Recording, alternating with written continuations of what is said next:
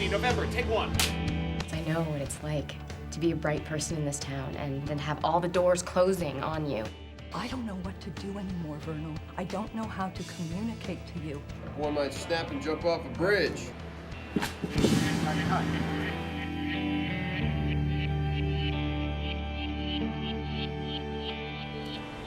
What was unique about this project is that we never had a shooting script.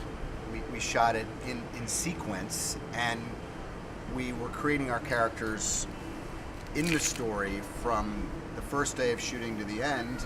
The way I remember it is that the next scene would be based on how the previous one would go. Right, we're shooting in sequence, yeah. Exactly. It's just like, okay, so we just wrapped this scene, semi-improvised, and it would only make sense if the next scene would play, this way, based on how things played out here.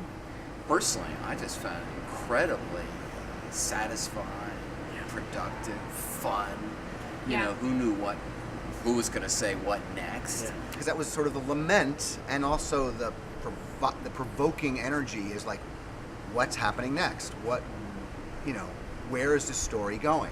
I think that was what was so unique about this, and we really let that fly. Another cool thing about it was that we didn't have an enormous amount of time.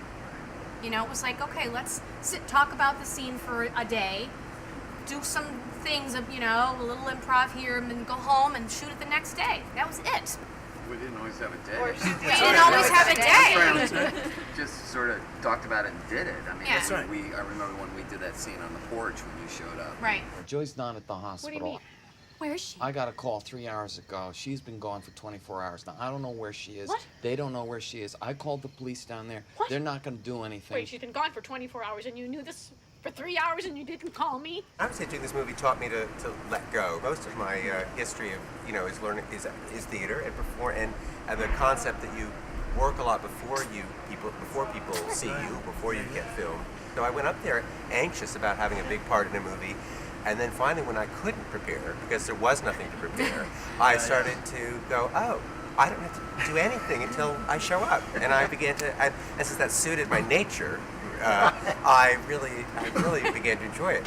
I just walked for about 45 minutes. I lost the car. What? I just lost the car.